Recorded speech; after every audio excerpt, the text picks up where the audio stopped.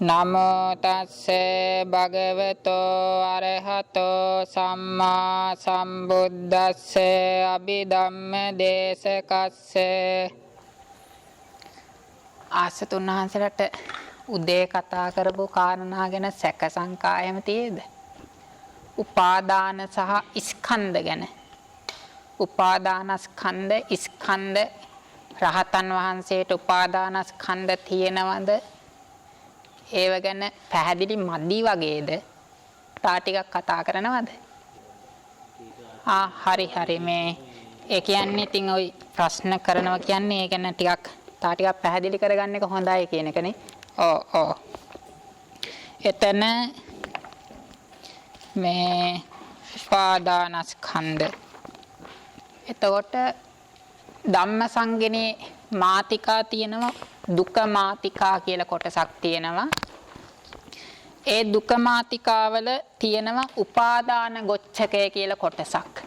උපාදාන ගොච්ඡකය කියලා උපාදානා ධම්මා, නෝ උපාදානා ධම්මා, උපාදානියා ධම්මා, අනුපාදානියා ධම්මා, උපාදාන සම්පයුත්තා ධම්මා, උපාදාන විප්පයුත්තා ධම්මා, උපාදානා චේව ධම්මා උපාදානියාච, උපාදානියා චේව ධම්මා නොච උපාදානා, උපාදානා චේව ධම්මා උපාදාන සම්පයුත්තාච, උපාදාන සම්පයුත්තා චේව ධම්මා නොච උපාදානා, උපාදාන විප්පයුත්තා කෝපන ධම්මා උපාදානියාපි, උපාදාන විප්පයුත්තා කෝපන ධම්මා අනුපාදානියාපි කියලා දුක මාතිකා 6ක් තියෙනවා. මේ 6 උපාදාන ගොච්ඡකය. හරිනේ. එතකොට මේ පදයන් මෙහෙමයි විස්තර කරන්නේ. මොකද ওই කාරණා ගැන සමාජයේ ගොඩක් මත තියෙන නිසා මං කැමති නැහැ ඉතින් අපේ ළඟ ඉගෙන ගත්ත කෙනෙක් ඒ සම්බන්ධව වැරදි මතවලට එනවට ඒකයි මං මේ කාරණාව හරියට විස්තර කරන්න හිතුවේ. එතකොට උපාදානා ධම්මා කියන කාරණාව ධම්මසංගණි පාළියේ අට කතා කාණ්ඩේ. කතමේ ධම්මා උපාදානා. උපාදාන ධර්මයෝ කියන්නේ කවරේද? චත්තාරි උපාදානානි. උපාදාන 4කි. කාමුපාදානං, දිට්ඨුපාදානං, සීලබ්බතුපාදානං, අත්තවාදුපාදානං. කාමුපාදානය, දිට්ඨි උපාදානය, සීලබ්බතුපාදානය, අත්තවාදුපාදානය කියලා උපාදාන 4යි. කාමුපාදානං අට්ඨසු ලෝභ සහගතේසු චිත්තුප්පාදේසු uppajjati. අපි දැන් චිත්තපාදේ දිගන ගන්නවා ලෝභ මූලික සිත් 8 කියලා. මෙන්න මේ කාමුපාදානය කියන එක හටගන්නේ ලෝභ මූලික සිත් 8 සමග. ඒක තමයි කාමුපාදානං. කාමුපාදානය අට්ඨසු ලෝභ සහගතේසු චිත්තුප්පාදේසු. ලෝභ සහගත චිත්තුප්පාද 8හි uppajjati පහළ වෙයි, උපදී. දිට්ඨුපාදානංච, සීලබ්බතුපාදානංච, අත්තවාදුපාදානංච. දිට්ඨුපාදානය, සීලබ්බතුපාදානය, අත්තවාදුපාදානය කියන උපාදාන තුනම පරමාර්ථ වශයෙන් දුෂ්ටි චෛතසිකය. ඒ නිසා චතුසු දිට්ඨිගත සම්පයුත්තේසු චිත්තුප්පාදේසු uppajjanti. දිට්ඨිගත සම්පයුත්ත ලෝභ මූලික සිත් 4 තමයි දිට්ඨි උපාදානය, සීලබ්බත උපාදානය, අත්තවාද උපාදානය කියන උපාදාන තුනම පහළ වෙන්නේ. ඉමේ ධම්මා උපාදාන. මෙන්න මේ ධර්ම වලට තමයි උපාදාන කියලා කියන්නේ. එතකොට මෙතෙන්දි කාරණා දෙකක් කියුණා. උපාදාන කියන්නේ මොනවද කියුණා? ඒ උපාදාන ධර්මයන් හටගන්නේ මොන සිත්වලද කියලා කියුණා. එතකොට කාමුපාදානය කියලා කියන්නේ ලෝභ චෛතසිකය. එය හටගන්න සිත් තමයි ලෝභ මූලික සිත් 8. සීලබ්බත උපාදාන, අත්තවාද උපාදාන, දිට්ඨි උපාදාන කියන තුන පරමාර්ථ වශයෙන් දිට්ඨි චෛතසිකය. එය හටගන්නේ දිට්ඨිගත සම්පයුත්ත ලෝභ මූලික සිත් 4හි. හරිනේ. එතකොට උපාදාන ධර්ම කියලා කියන්නේ පරමාර්ථ වශයෙන් ලෝභ චෛතසිකය සහ දිට්ඨි චෛතසිකය කියන චෛතසික ධර්ම දෙකට. මේ චෛතසික ධර්ම දෙකම අකුසල චෛතසික 14 තුල තියෙන අකුසල චෛතසික දෙකක්. එතකොට උපාදාන ධර්ම කියලා කියන්නේ පරමාර්ථ වශයෙන් ලෝභයට සහ දිට්ඨියට. හරිනේ. ඊට පස්සේ කතමේ ධම්මා නෝ උපාදාන. උපාදාන නොවන ධර්මයෝ කවරේද? ඨපෙත්වා උපාදානේ. උපාදාන ධර්මයන් හැර කියලා කියන්නේ ලෝභය, ditthිය කියන දෙක වර්ජිත. අවශේෂං අකුසලං. අන්නේ වූ අකුසල සිත් 12යි චෛතසික 25යි. අකුසල සිත් 12යි චෛතසික 25යි. හේතුව තමයි උපාදානේ ඨපෙත්වා. ඒ කියන්නේ ලෝභය, ditthිය කියන දෙක හැර අවශේෂං අකුසලං. එයින් අන්නේ වූ අකුසල ධර්මයෝ. එතකොට අකුසල සිත් සියල්ලම 12යි, ඒවා යෙදෙන චෛතසික සියල්ලම 27යි. අකුසල ධම්මා කියන පදේ ස්වરૂපාර්ථ තමයි අකුසල සිත් 12යි, ඒවා යෙදෙන චෛතසික 27යි. හැබැයි මේ පාලියට අනුව උපාදාන නොවන ධර්ම තමයි ඨපෙත්වා උපාදානේ. මේ ලෝභය, ditthිය කියන උපාදාන ධර්මයන් අත්හැරලා අවශේෂං අකුසලං. අන්න වූ අකුසල සිත් 12 සහ ඒවායේ යෙදෙන චෛතසික 25. හරිද? ප්‍රශ්නයක් තියෙනවා. 25 අව්‍යාසතුන් ලෝභයයි, ditthියයි කියන උපාදාන ධර්ම අයින් කරපු නිසා. හරි. අපේ ආසතුන් ඒ අකුසල චෛතසික කියලා තියෙන්නේ ඔක්කොම 14යි. නමුත් අකුසල සිත්වල අඤ්ඤ සමාන චෛතසික 13ක් යෙදෙනවා. ඒ 13ත් එක්ක එකතු කරාම අකුසල් සිත්වල යෙදෙන චෛතසික සියල්ලම 27යි. 27න් ලෝභයයි, ditthියයි අයින් කරයින් පස්සේ ඉතිරි චෛතසික 25. හරිද? එතකොට අකුසල සිත්වල යෙදෙන සියලුම චෛතසික අකුසල චෛතසිකයෝ. ඒ නිසා තමයි කතමේ ධම්මා අකුසලා යස්මින් සමේ අකුසලං චිත්තං uppannං හෝති සෝමනස්ස සාගතං ditthිගත සම්පයුත්තං රූපාරම්මණං වා සද්ධාරම්මණං වා ගන්ධාරම්මණං වා රසාරම්මණං වා පොට්ටබ්බාරම්මණං වා ධම්මාරම්මණං වා යං යං වා පනාරබ්බ තස්මින් සමයේ ඒ වෙලාවේ පස්සෝ හෝති ස්පර්ශය වේ. ඒ කියන්නේ අකුසල සිත සමග ස්පර්ශය හට ගන්නෝ. වේදනා හෝති වේදනා වේ. සංඥා හෝති චේතනා හෝති චිත්තං හෝති ආදී වශයෙන් දේශනා කරගෙන ගිහිල්ලා අන්තිමට ඉමේ ධම්මා අකුසල මේ සියලුම ධර්ම අකුසල ධර්මයෝ. එතකොට අකුසල සිත්වල යෙදෙන අන්‍ය සමාන චෛතසිකත් අකුසල චෛතසික අකුසල ධර්ම. හරිනේ. එතකොට ඨපෙත්වා උපාදානේ උපාදානයන් හැර අවශේෂං අකුසලං ඉතිරි අකුසල ධර්ම චතුසු භූමිසු කුසලං කුසල් සිත් 21 සහ ඒවායේ යෙදෙන චෛතසික 38. චතුසු භූමිසු කිව්වේ කාමාවචර, රූපාවචර, අරූපාවචර, ලෝකෝත්තර කියන හතරට. චතුසු භූමිසු කුසලං කිව්වේ භූමි හතරෙම ඇත්තා වූ කුසල ධර්ම. කාමාචර කුසාසිත 8යි, රූපාචර කුසාසිත 5යි, අරූපාචර කුසාසිත 4යි, ලෝකෝත්තර කුසාසිත 4යි ඔක්කොම එකතු කරාම කුසාසිත 21යි, ඒවා යෙදෙන චෛතසික 38යි. චතුසු භූමිසු කුසලං කියන පදේ ස්වરૂපාර්ථය ටික. මාර්ගසිත 4. හරිනේ. ඊළඟට චතුසු භූමිසු විපාකෝ සතර භූමියෙහිම විපාක ධර්ම. එතකොට කාමාචර විපාකසිත 23යි, රූපාචර විපාකසිත 5යි, අරූපාචර විපාකසිත 4යි, ලෝකෝත්තර විපාකසිත 4යි. ඔක්කොම විපාකසිත 36යි, ඒවා යෙදෙන චෛතසික 38යි. මේ ටික තමයි චතුසු භූමිසු විපාකෝ කිව්වේ. සතර භූමියේ විපාක ධර්මයෝ. හරිනේ. ඊළඟට තීසු භූමිසු කිරියාභ්‍යාකතං. තුන් භූමිය කියලා කියන්නේ කාමාවචර, රූපාවචර, අරූපාවචර කියන මේ තුන් භූමියේ කිරියාභ්‍යාකතං කියන්නේ ක්‍රියාසිත 20 සහ ඒවා යෙදෙන චෛතසික 35. ක්‍රියාසිත වල විරති චෛතසික යෙදෙන්නේ නැති හින්දා චෛතසික 35යි. හරිද? ඊළඟට රූපංච රූප 28 නිබ්බානංච නිර්වාණය. ඉමේ ධම්මා නෝ උපාදාන. මේ ධර්මයන් උපාදාන නොවන ධර්ම. එතකොට මේ ටික කොටින්ම කියනව නම් පරමාර්ථ ධර්ම ওই පද ටික මම පාලියෙන්ම කිව්වේ අපිට පිහිටා සිටින්නට පුළුවන් නිසා සාමාන්‍යයෙන් තේරෙන විදියට කියනව නම් පරමාර්ථ ධර්ම සිත් 89යි, චෛතසික 52යි, රූප 28යි, නිර්වාණයයි. එතකොට මේ තමයි සියලුම පරමාර්ථ ධර්ම ටික. සිත් 89යි, චෛතසික 52යි, රූප 28යි, නිර්වාණයයි. එතකොට මේ චෛතසික 52 අතර තමයි ලෝභය, ditthිය තියෙන්නේ. ලෝභයයි ditthියයි තියෙන්නේ චෛතසික 52 අතරේ. එතකොට ලෝභයයි ditthිය අයින් කරයින් පස්සේ මෙතන ඉතිරි වෙන්නේ චෛතසික 50යි. එතකොට ලෝභය, ditthිය කියන මෙන්න මේ දෙකට තමයි උපාදාන ධර්ම කියලා කියන්නේ. ඉතිරි වෙච්ච පරමාර්ථ සිත් 89, චෛතසික 50, රූප 28, නිර්වාණය කියන ධර්ම ටික උපාදාන නොවන ධර්ම.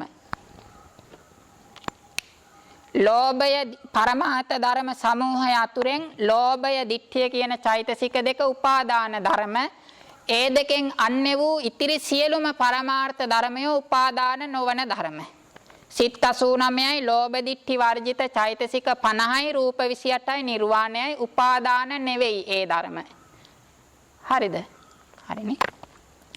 එතකොට ඊළඟට එනවා උපාදානීය ධර්ම. උපාදානයන්ට අරමුණු වන ධර්ම. කතමේ ධම්මා උපාදානියා තීසු භූමිසු කුසලං කියන්නේ ලෞකික කුසල ධර්ම.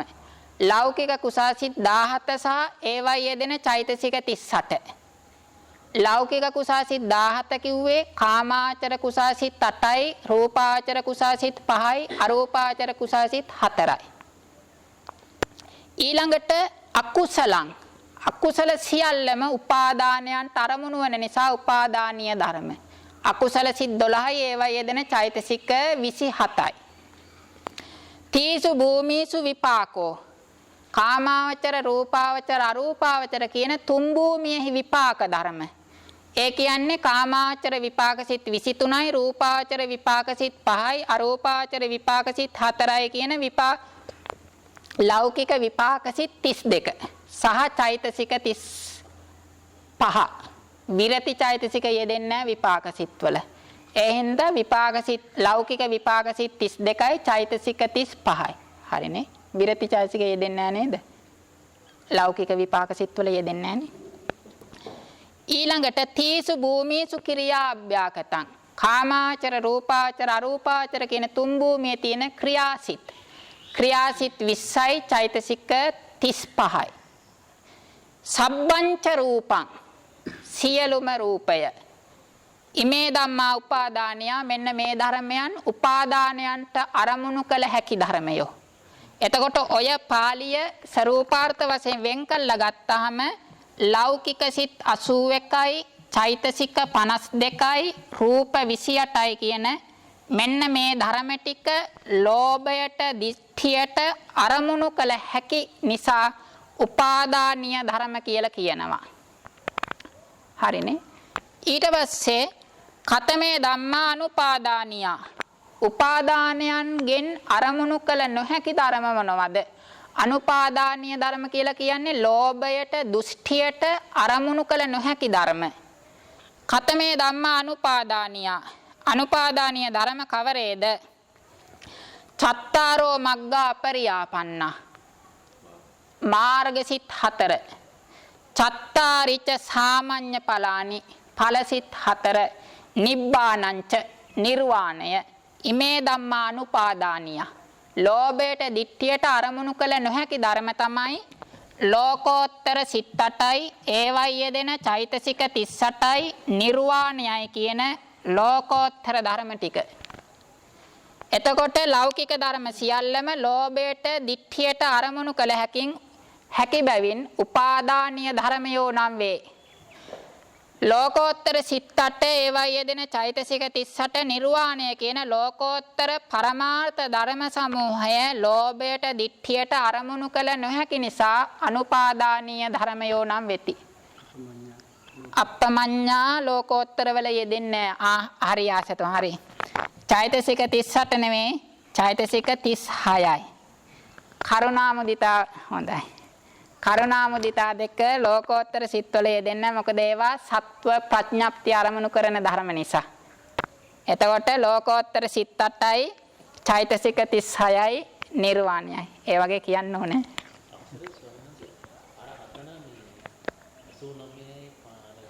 52යි සිත් 89යි චෛතසික 50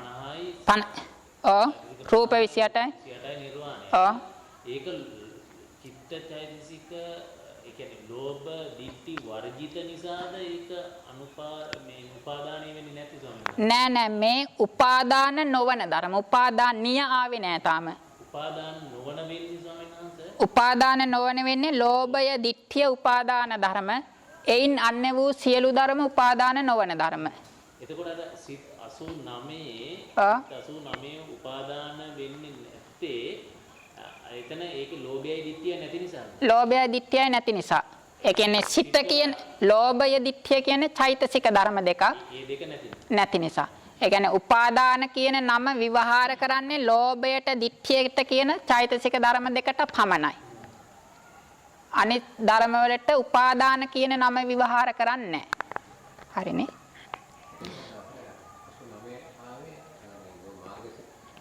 මෙතනද මෙතන ලිව්වේ ආසතුන් උපාදාන නොවන ධර්ම ලෞකික ඒ කියන්නේ සිත් සියල්ලම උපාදාන නෙවෙයි ඒ කියන්නේ උපාදාන කියන්නේ ලෝභයයි ditthියයි දෙකනේ පරමාර්ථ සියල්ලෙන්ම ලෝභයයි ditthියයි අයින් කරයින් පස්සේ ඉතිරි වෙන පරමාර්ථ ධර්ම සියල්ලම උපාදාන නොවන ධර්ම එතකොට සිත් කියන ඒවා උපාදාන ධර්ම ගොඩේ නැහැ එකක්වත් ඒ නිසා සිත් සියල්ලම උපාදාන නෙවෙයි චෛතසික 52ක් තියෙනවා ඒ දෙකෙන් ලෝභ ditthi උපාදාන වලට ගත්ත හින්දා ඉතිරි චෛතසික 50 රූප 28 නිර්වාණය ඒ පල්ලෙහා ආසතුන් උපාදානීය ධර්ම උපාදානීය ධර්ම කියන්නේ ලෝභයට ditthියට අරමුණු කළ හැකි ධර්ම වලට කියන උපාදානීය ධර්ම කියලා ලෝකෝත්තර සිත් 8යි චෛතසික 36යි නිර්වාණයයි කියන ලෝකෝත්තර ධර්ම සමූහය මේ ලෝභයට ditthියට අරමුණු කළ නොහැකි නිසා අනුපාදානීය ධර්ම කියලා කියනවා.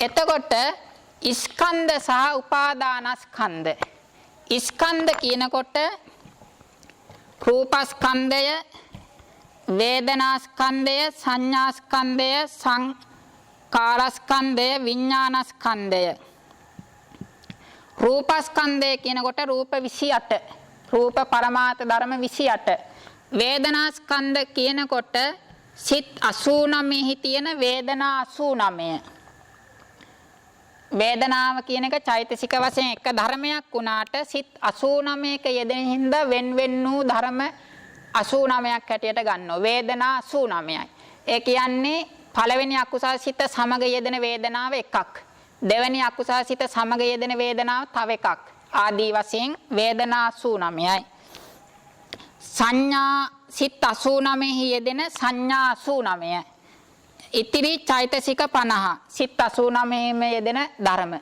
ඒවා සුදුසු පරිදි කඩා ගන්න ඕනේ ඒක කඩන්න ගියොත් සංකීර්ණ වෙන හින්දා කඩන්නේ නැහැ ඊට පස්සේ විඥානස්කන්ධය ගත්තායින් පස්සේ සියලුම සිත් එතකොට මේ තමයි ස්කන්ධ රූපස්කන්ධය වේදනාස්කන්ධය සංඥාස්කන්ධය සංකාරස්කන්ධය විඥානස්කන්ධය එතකොට මේ ස්කන්ධ කතාවේ සංග්‍රහ නොවිච්ච පරමාර්ථ ධර්ම තියෙන්නේ නිර්වාණ පරමාර්ථ ධර්මයේ විතරයි නිර්වාණයෙන් අන්‍ය වූ සියලුම පරමාර්ථ ධර්ම ස්කන්ධ පංචකයෙහි සංග්‍රහ වෙලා තියෙන්නේ හරිනේ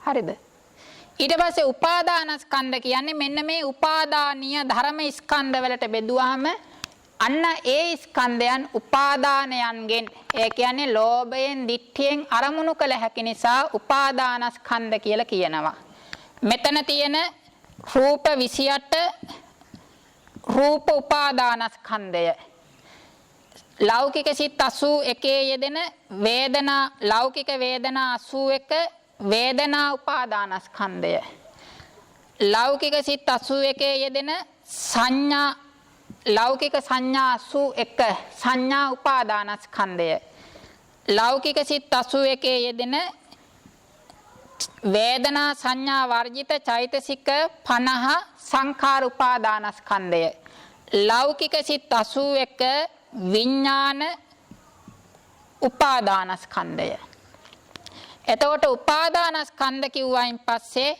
රූප උපාදානස්කන්ධයයි රූපස්කන්ධයයි කියන දෙකම පරමාර්ථ වශයෙන් සමානයි.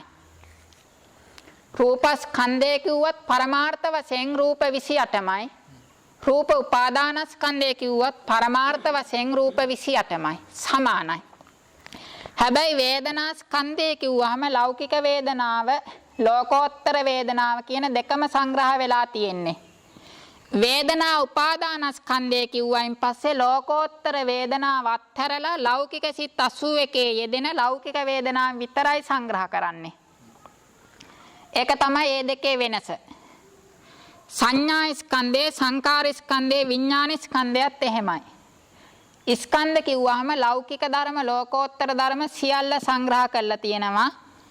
උපාදානස්කන්ධ කිව්වයින් පස්සේ ලෞකික ධර්ම ටික විතරයි සංග්‍රහ කරන්නේ. මොකද උපාදානස්කන්ධ කියන්නේ ලෝභයට, ditthියට අරමුණු කළ හැකි ධර්ම නිසා. ලෝකෝත්තර ධර්ම ලෝභයට, ditthියට අරමුණු කරන්න බැරි නිසා උපාදානස්කන්ධවල සංග්‍රහ කරන්නේ නැහැ. එතකොට අපිට පැහැදිලි මේ තමයි ස්කන්ධ සහ උපාදානස්කන්ධ කියන දෙකේ වෙනස. ඊට පස්සේ ඔය කතාව රහතන් වහන්සේට ගලපලා ගත්තයින් පස්සේ රහතන් වහන්සේට නිරුද්ධ වෙන රූප ගත්තයින් පස්සේ කර්මයෙන් හටගන්න රූප සියල්ල රහතන් වහන්සේගේ సంతානය තුල තියෙනවා. ඒ කියන්නේ උන්වහන්සේ පිරිනිවන් පානකම් අතීත කර්මය නිසා හටගන්න කර්මජ රූප සියල්ල තියෙනවා. දැන් බුදුරජාණන් වහන්සේට චක්කුප්පසාදේ නැද්ද? තියෙනවා. රහතන් වහන්සේට චක්කුප්පසාදේ නැද්ද? තියෙනවා. අපිට චක්කුප්පසාදේ නැද්ද? තියෙනවා. එතකොට අපේ රහතන් වහන්සේගේ කර්මජ රූපවල වෙනසක් නැහැ. උන්වහන්සේගේ సంతානය තුලත් කර්මයෙන් උපදවන රූප සියල්ල හට ගන්නවා. අපේ సంతානය තුලත් කර්මයෙන් උපදවන රූප සියල්ල හට ගන්නවා. ඊට පස්සේ චිත්තජ රූප ගත්තයින් පස්සේ වෙනසක් තියෙනවා. සිත් උපදවන නෙමෙයි, රූප උපදවන සිත් තියෙනවා 75ක්.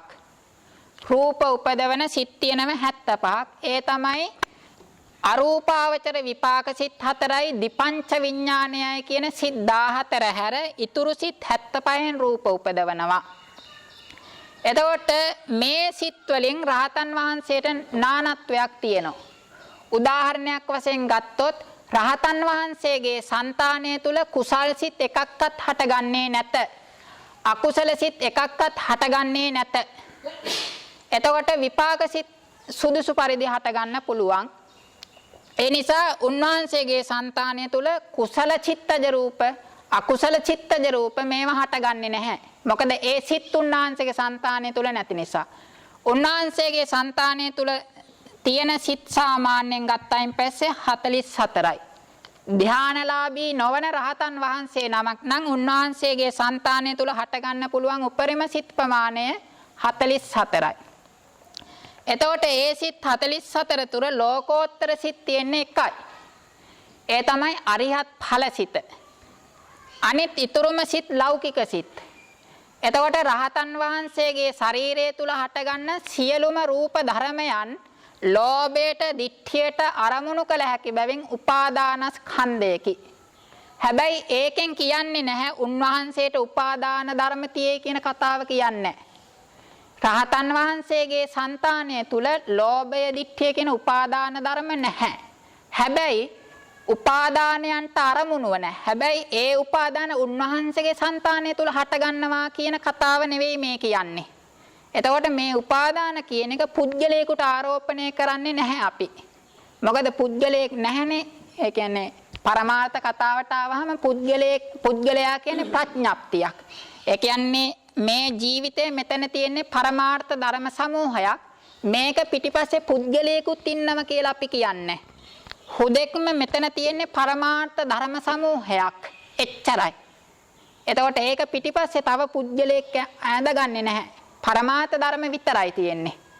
එතකොට රහතන් වහන්සේගේ సంతානය තුල තියෙන ලෞකික චිත්තචෛතසික තියෙනවා, රූප සමූහය තියෙනවා. ඒවා ලෝභයට, ditthියට අරමුණු කළ හැකි බැවින් උපාදානස්කන්ධ වෙනවා.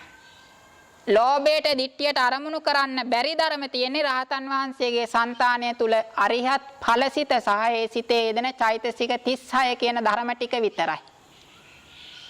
බුදුපසේ බුදුමහරහතන් වහන්සේලාගේ సంతානය තුල හටගන්න අරිහත් ඵලසිත සහ ඒ සිතේ යෙදෙන චෛතසික 36 කියන ධර්ම ටික ලෝභයට දිට්ඨියට අරමුණු වෙන්නේ නැහැ.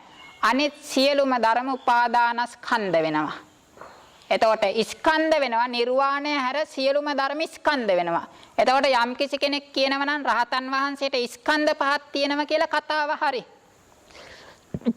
හැබැයි යම් කිසි කෙනෙක් කියනවා නම් රහතන් වහන්සේට උපාදානස්කන්ධ නැහැ කියලා කතාව වැරදි. ඒ කියන්නේ ස්කන්ධ පහේ නිර්වාණය හැර සියලු ධර්ම සංග්‍රහ වෙන නිසා ඕන කෙනෙකුට කියන්න පුළුවන් ස්කන්ධ පහ තියේ කියලා. හැබැයි රාතන් වහන්සේගේ సంతානය තුල හටගන්න අරිහත් ඵලසිත සහ ඒ සිතේ යෙදෙන චෛතසික 36 හැරුණකොට ඊතුරු සියලුම ධර්ම සමූහය ලෞකික ධර්ම නිසා ඒවා සංග්‍රහ වෙන්නේ උපාදානස්කන්ධවල. ඒ හින්දා රහතන් වහන්සේට උපාදානස්කන්ධ නැහැ කිව්වොත් ඒ කතාව ධර්ම විරෝධී කතාවක් වෙනවා. උපාදාන ධර්ම නැහැ, ලෝභය දිට්ඨිය නැහැ. හැබැයි ලෝභයට දිට්ඨියට අරමුණු කළ හැකි ලෞකික ධර්ම උන්වහන්සේගේ సంతානය තුල තියෙනවා. සබ්බන් රූපං උපාදානියං, සියලු රූප උපාදානයන්ගෙන් අරමුණු කළ හැකි.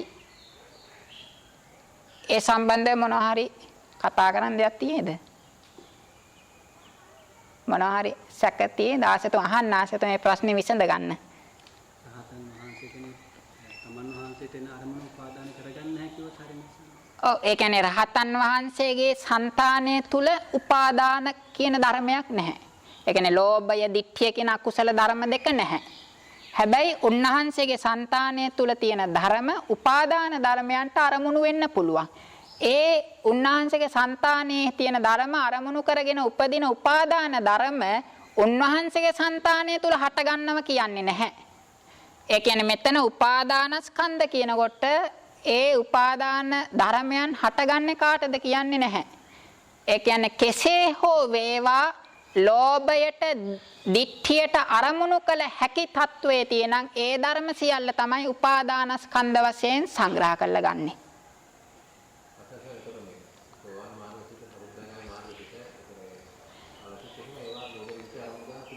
ආසතෝ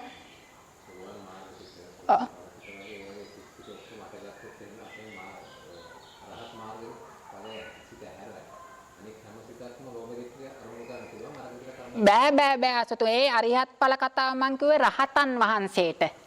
ඒ කියන්නේ රහතන් වහන්සේගේ సంతානය තුල සෝවාන් මාර්ගඵල, සකදාගාමී මාර්ගඵල, අනාගාමී මාර්ගඵල හටගෙන නිරුද්ධ වෙලා නැවත හටගන්නේ නැහැ උන්වහන්සේගේ సంతානය තුල ඒවා. ඒ කියන්නේ රහතන් වහන්සේගේ సంతානය තුල හටගන්න ධර්මයි මං මේ බෙදුවේ. ඒ කියන්නේ අරිහත් ඵල මම මෙතෙන්දී අරමුණු කරේ රහතන් වහන්සේගේ సంతානය තුල හටගන්න ලෝකෝත්තර සිත් එකයි තියෙන්නේ. අරිහත් ඵලසිත විතරයි. අනිත් ඒවා සියල්ලම හටගෙන නිරුද්ධ වෙලා ඉවරයි. නැවත හටගන්නේ නැහැ. ඒ නිසායි මන් අරිහත් ඵලසිත විතරක් ගත්තේ. රහතන් වහන්සේගේ ඒ සිත් සංදානය ඇති වෙන දේවල් ලෝභයට දිට්ඨියට අරමුණු කරන්න පුළුවන් ඵලසිතයි ඒ සිතේ යෙදෙන චෛතසික ටිකයි හැර ඉතුරු ඇති වෙන සියලුම ධර්ම ලෞකික ධර්ම. ලෞකික ධර්ම. ඒක අරමුණු කරන්න පුළුවන් කාටද ගන්න කියන්නේ? ඒක අරමුණු කරන්න පුළුවන් උපාදාන සහිත පුද්ගලයාට. ඒ කියන්නේ මහා කච්චායන මහරහතන් වහන්සේගේ ශරීරය පිළිබඳව උන්වහන්සේගේ సంతානය තුල ලෝභ දිට්ඨි හටගත්තේ නැහැ. හැබැයි චෝරේය සිටුවරයාගේ సంతානය තුල ඇත්තටම ඉතින් මෙතෙන්ට පුජ්‍යලයක් ගේනවට මම කැමති නැහැ. ඒ කියන්නේ පුජ්‍යල කතාවක් නැහැ.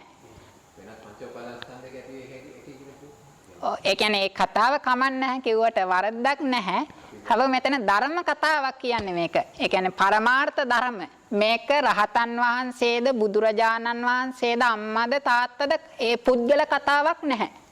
ඒ කියන්නේ චක්කු ප්‍රසාදය කියලා යම් පරමාර්ථ ධර්මයක් තියෙයි නම් ඒ පරමාර්ථ ධර්මයේ මොන ලෝකේ හටගත්තා වේවා මොන පුද්ගලයාගේ సంతානය තුල හටගත්තා වේවා ලෝභයට දිට්ඨියට අරමුණු කළ හැකි නම් ඒක උපාදානීය ධර්මයකි කියන පදනම තමයි තියෙන්නේ.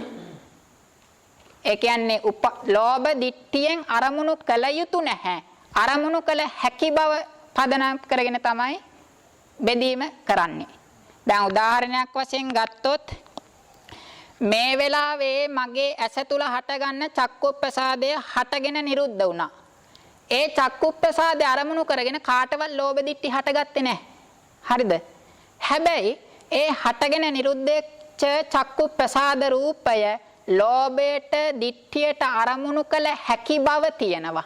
ඒ නිසා ඒ අරමුණු කරගෙන කාටවත් ලෝභයක් දිට්ඨියක් පහළ වුණේ නැහැ. නමුත් ලෝභයෙන් දිට්ඨියෙන් අරමුණු කළ හැකි බව තියෙන නිසා ඒක උපාදානීය ධර්මයක්, උපාදානස්කන්ධයක්. පැහැදිලිද?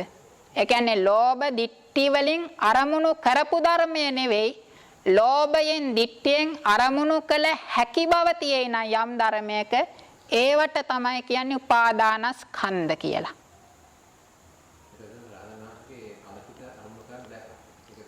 නෑ ලෝභයෙන් දිට්ඨියෙන් අරමුණු කරන්න බෑ කියන අන්තිම කතාව.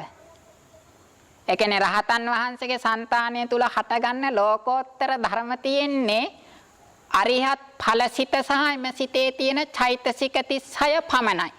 ඒ ධර්ම රාශිය ලෝභයට දිට්ඨියට අරමුණු කළ නොහැකිය. අන්න වූ ධර්ම සියල්ල ලෞකික ධර්මයෝය. ඒ නිසා ඒ ධර්ම සියල්ලම ලෝභයට දිට්ඨියට අරමුණු කළ හැකි බැවින් උපාදානස්කන්ධයෝ නම් වෙති.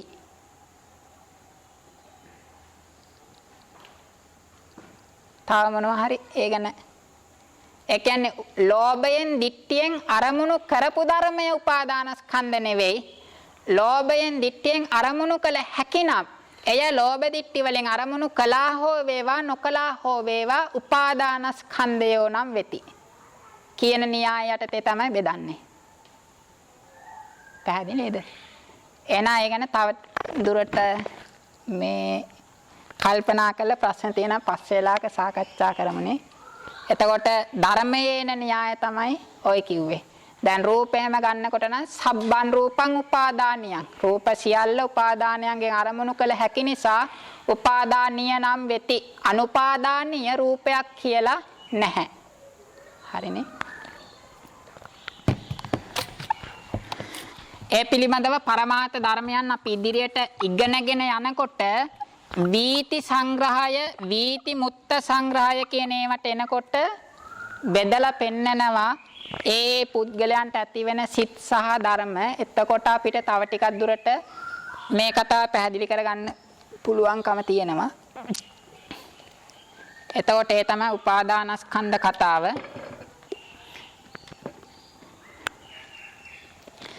ඊළඟට අභිධර්ම මාර්ගයේ පොත තියෙයිද? අපි කතා කරේ පරමාර්ථය හා ප්‍රඥප්තිය කියන කතාව ගැනනේ. එතකොට 23 වෙනි පිටුව පෙළ ගන්න. අභිධර්ම මාර්ගයේ පොතේ 23 වෙනි පිටුව.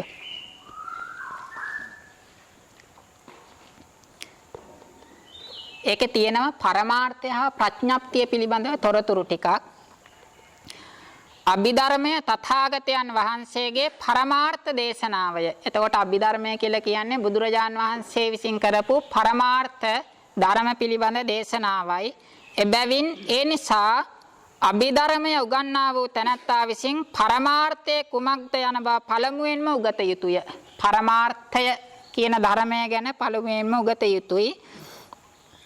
කියන වචන ඇසීම, ලියා තිබෙන, මුද්‍රණය කර තිබෙන දේ හා තවත් නොයෙක් දේ දැකීම, කල්පනා කිරීම යනාදී කරුණු වලින් සිතට දැනෙන, සිතට හසුවන දෙයට අර්ථයයි කියනු ලැබේ. ඒ කියන්නේ වචනානුසාරයෙන් සිතට දැනෙන දෙයට කියනවා අර්ථය කියලා. අර්ථ යන මේ වචනය සියල්ල යන වචනයට සමාන වචනයකි. අර්ථ නොවන කිසිවක් ලොව නැත්තේය. ලෝකේහි අර්ථ බොහෝ ගණනක් ඇත්තේය.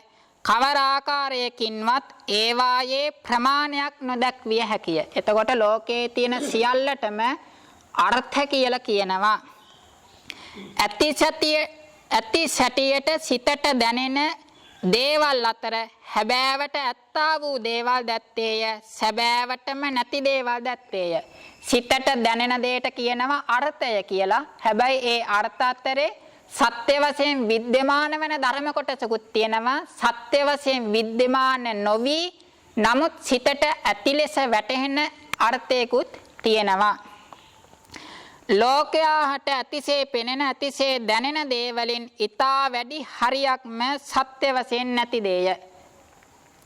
අඳුරෙහි සිටින කෙනෙකු ගිනි පෙනෙල්ලක් ගෙන වේගයෙන් කරකැවුවහොත් දුරින් බලා ඉන්න අයට එහි ගිනි වලල්ලක් පෙනේ. එහෙත් එතන ගිනි පෙනෙල්ලම මිස ඇති සැටියට පෙනෙන ගිනි වලල්ල නැත. ඒ ගිනි වලල්ල ගිනි පෙනෙල්ලේ වේගවත් ගමන නිසා ඇතුවා වගේ පෙනෙන දෙයකි.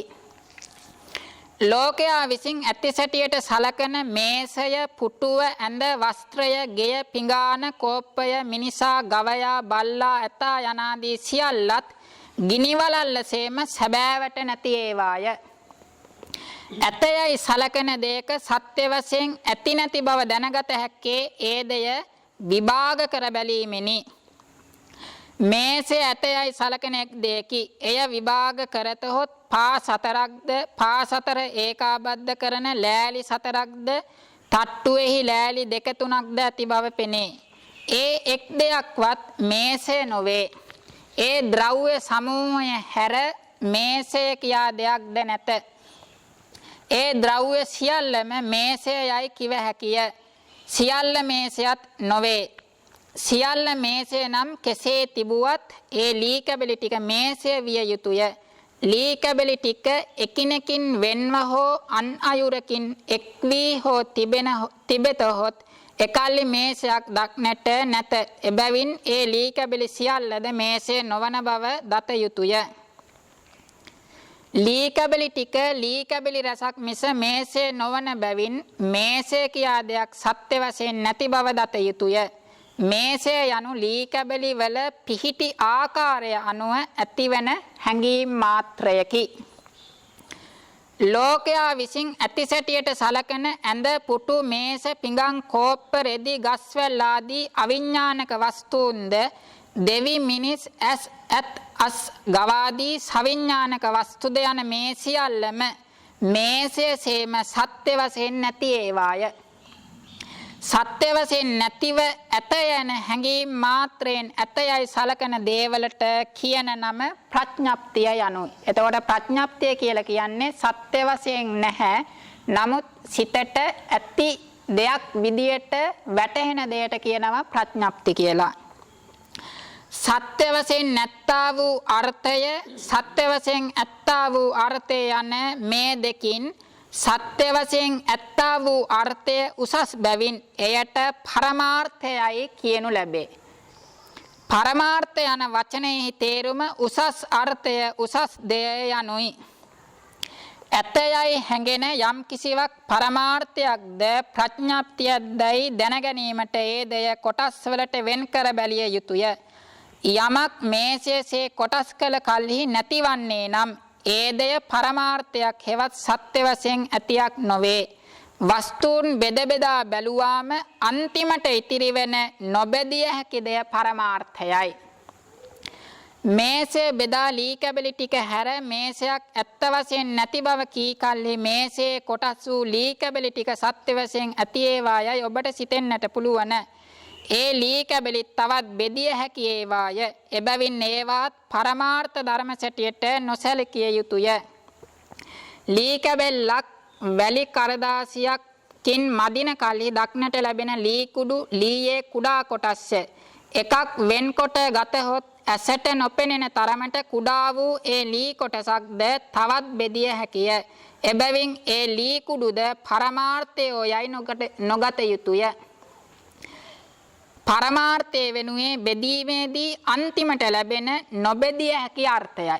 එතකොට පරමාර්ථය කියලා කියන්නේ යම් කිසි ප්‍රඥප්තියක් බිඳලා එහි තියෙන තද ස්වභාවය, වැగిරෙන ස්වභාවය, පුම්බවන හකුලවන ස්වභාවය ආදී අන්තිමට නොබෙදිය හැකි ධර්ම සමූහයට තමයි පරමාර්ථ ධර්ම කියලා කියන්නේ. ඒක ක්‍රමයක්. තවත් ක්‍රමයක් තමයි පරමාර්ථ ධර්ම හඳුනා ගැනීමේ ක්‍රමයක්. ශාසනයෙහි ශාසන කෘත්‍ය 5ක් තියෙනවා. පළවෙනි එක තමයි අභිඤ්ඤය. අභිඤ්ඤය. දෙවෙනි එක තමයි පරිඤ්ඤය.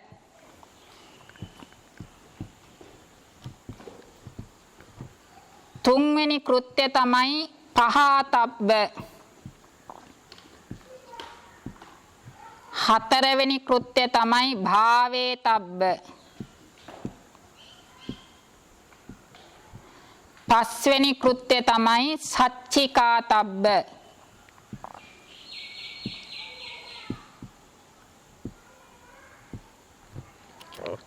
මෙන්න මේවා තමයි ශාසනයේ කළ යුතු කෘත්‍ය 5. බුද්ධ ශාසනයේ කළ යුතු කෘත්‍ය 5. අභිඤ්ඤය කෘත්‍ය, පරිඤ්ඤය කෘත්‍ය, පහතබ්බ කෘත්‍ය, භාවේතබ්බ කෘත්‍ය, සච්චිකාතබ්බ කෘත්‍ය. එතකොට අභිඤ්ඤය කියලා කියන්නේ විශේෂයෙන් දත යුතු කියන අදහස. එතකොට ධර්මයන්ගේ තියෙනවා ලක්ෂණ දෙකක්. පළවෙනි ලක්ෂණය තමයි පච්චත්ත ලක්ෂණ. පච්චත්ත ලක්ෂණ. දෙවෙනි ලක්ෂණය තමයි සාමාන්‍ය ලක්ෂණ.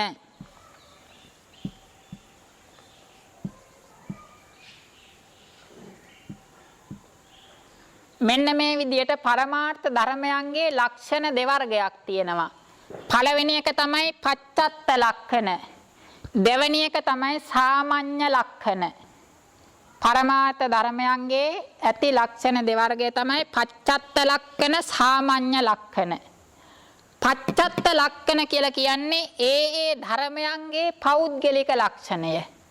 දැන් ලෝභයේ ලක්ෂණය තමයි අරමුණෙහි ඇලීම. ස්පර්ශය කියන චෛතසිකයේ ලක්ෂණය තමයි අරමුණ ස්පර්ශ කිරීම. පුසන ලක්ෂණෝ පස්සෝ. සිතේ ලක්ෂණය තමයි අරමුණ දැන ගැනීම. ආරම්මන විජානන ලක්ෂණං චිත්තං. අරමුණ දැන ගැනීම සිතෙහි ලක්ෂණය. ඊට පස්සේ වේදනාවේ ලක්ෂණය තමයි ආරම්මන රසයේ විඳීම. වේදිත ලක්ෂණං. අන්න ඒ වගේ පඨවි ධාතුව ගත්තොත් තද්ද ලක්ෂණා පඨවි ධාතු. තද ස්වභාවය. පඨවි ධාතුවේ පෞද්ගලික ලක්ෂණය තද ස්වභාවය. ආපෝ ධාතුවේ පෞද්ගලික ලක්ෂණය වැగిරෙන ස්වභාවය. මෙන්න මේ වගේ ඒ පරමාර්ථ ධර්මයන්ගේ ඇති පෞද්ගලික ලක්ෂණ වලට කියනවා පච්චත්ත ලක්ෂණය කියලා. ඒ පරමාර්ථ ධර්මයන්ගේ ඇති අරමුණ දැන ගැනීම, තද ගතිය, වැగిරෙන ගතිය ආදී පෞද්ගලික ලක්ෂණ වලට කියනවා පච්චත්ත ලක්ෂණ කියලා. සාමාන්‍ය ලක්ෂණ කියලා කියන්නේ පොදු ලක්ෂණ. පොදු ලක්ෂණ තමයි නිර්වාණය හැර අනිත් සියලුම ධර්මයෝ. නිර්වාණය හැර අනිත් සියලුම ධර්මයන්ගේ පොදු ලක්ෂණ 3ක් තියෙනවා. පළවෙනි එක තමයි අනිච්ච ලක්ෂණං. දෙවෙනි එක තමයි දුක්ඛ ලක්ෂණං. තුන්වෙනි එක තමයි අනාත්ත ලක්ෂණං. නිර්වාණය හැරුණකොට චිත්ත චෛතසික රූප පරමාර්ථ ධර්මයන්ගේ පොදු ලක්ෂණ 3ක් තියෙනවා. අනිත්‍ය ලක්ෂණය, දුක්ඛ ලක්ෂණය, අනාත්ම ලක්ෂණය. මේවට තමයි කියන්නේ ත්‍රිලක්ෂණය කියලා. එතකොට මෙන්න මේ තුනටම තමයි කියන්නේ සාමාන්‍ය ලක්ෂණ කියලා. පොදු ලක්ෂණ. මේ විදිහට පරමාර්ථ ධර්මයන්ගේ ලක්ෂණ දෙකක් තියෙනවා. පච්චත්ත ලක්ෂණ, සාමාන්‍ය ලක්ෂණ කියලා. පච්චත්ත ලක්ෂණ කියලා කියන්නේ ඒ පරමාර්ථ ධර්මයන්ගේ පුද්ගලික ස්වභාවයට. සාමාන්‍ය ලක්ෂණ කියන්නේ චිත්ත චෛතසික රූප පරමාර්ථ ධර්මයන්හි ඇති පොදු ලක්ෂණ වෙන අනිත්‍ය ලක්ෂණය, දුක්ඛ ලක්ෂණය, අනාත්ම ලක්ෂණය කියන තුනට කියනවා සාමාන්‍ය ලක්ෂණ කියලා. එතකොට මෙතන අභිඤ්ඤය කිව්වේ මේ ඒ ධර්මයන් පෞද්ගලික ලක්ෂණ වශයෙන් දැන ගැනීමට කියනවා අභිඤ්ඤය කියලා.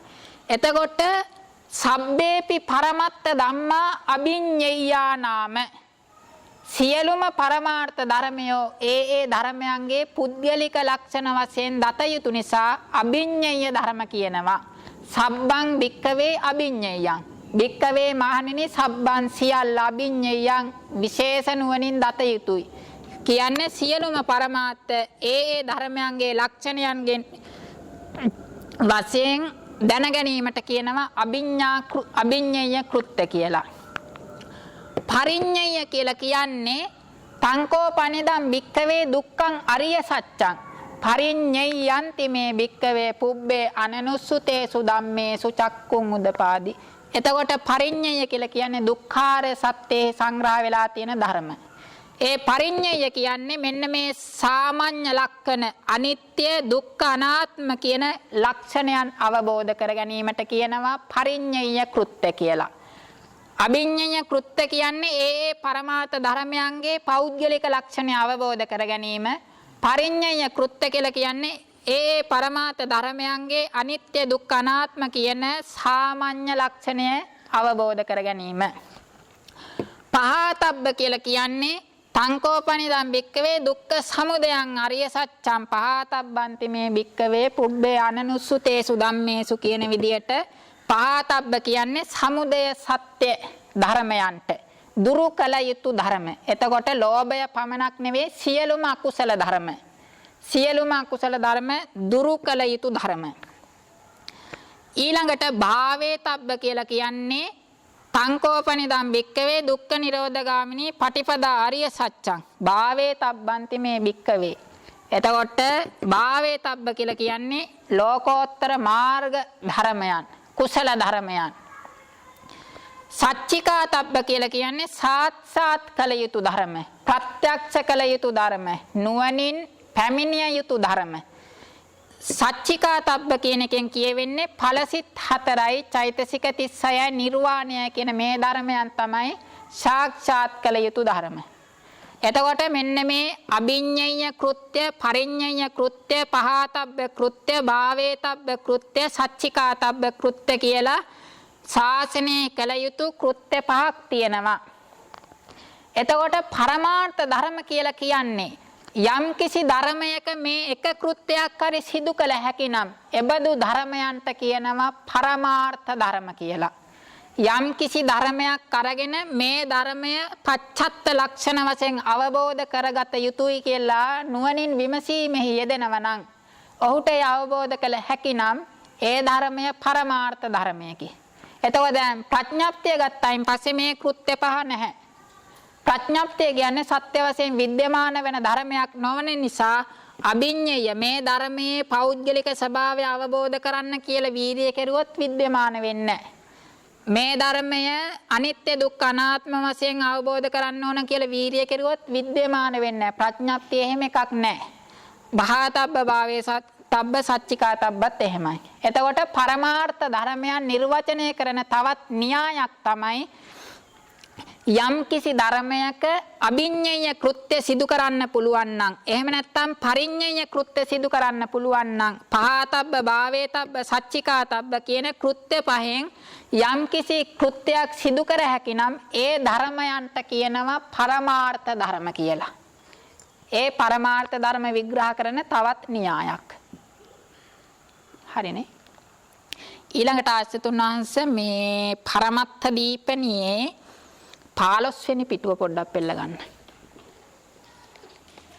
පරමත්ථ දීපනේ 15 වෙනි පිටුවේ අපි ඒකේ පළවෙනිම ඡේදයේ මැද හරියේ තියෙනවා අපිච යේ අයං අත්ථි ආදී වශයෙන්. ඒ කියන්නේ පළවෙනිම ඡේදයේ යට ඉඳලා ගණන් කරගෙන ආවොත් 7 වෙනි පේලිය. ඒ ඡේදයේ යට ඉඳලා ගණන් කරගෙන ආවොත් 7 වෙනි පේලිය. අපිච්ච යේ අයං අත්ථි හම්බුණාද? හම්බුණානේ. එතකොට අපිච්ච තවද ඒ කියන්නේ කලින් කිව්වනේ ඒකාන්ත විජ්ජමානට්ඨේන ඊතරතෝ පරමෝ උක්කංශගතෝ අත්තෝ පරමත්තෝ. ඒ කියන්නේ ඒකාන්ත වශයෙන් විද්‍යමාන වන ධර්මයට තමයි පරමාර්ථ ධර්ම කිව්වේ. අපිට තවත් ක්‍රමයකින් පරමාර්ථ ධර්ම විස්තර කරන්නෙමි.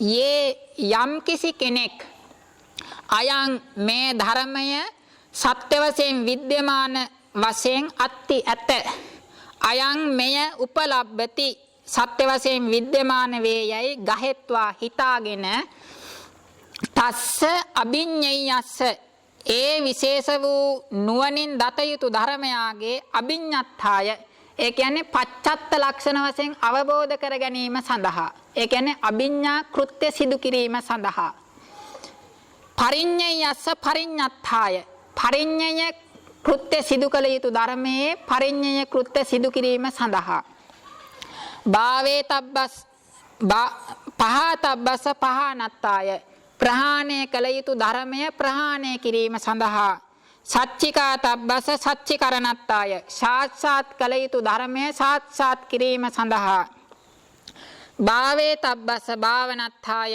වැඩි යුතු ධර්මය වැඩිම සඳහා පටිපජ්ජන්ති පිළිපදීනම් තේසං ඒ අයට තදත්ත සාධනේ ඒ අභිඤ්ඤා අභිඤ්ඤය පරිඤ්ඤය පහතබ්බ භාවේතබ්බ සච්චිකාතබ්බ කියන කෘත්‍ය සිදුවීමෙහි අවිසංවාද කට්ඨේන ඒ කියන්නේ වැරදීමක් නැති ඒ කියන්නේ කෘත්‍ය සිදු කරන්න පුළුවන් අර්ථයෙන් පරම උත්තම අත්තෝ පරම වූ උසස් වූ අර්ථය කියන අර්ථයෙන් පරමත්තෝ ඒ කියන්නේ යම් කිසි ධර්මයක අභිඤ්ඤා ආදී කෘත්‍යයන් සිදු කළ හැකිනම් ඒ ධර්මයන්ට කියනවා පරමත්ත කියලා.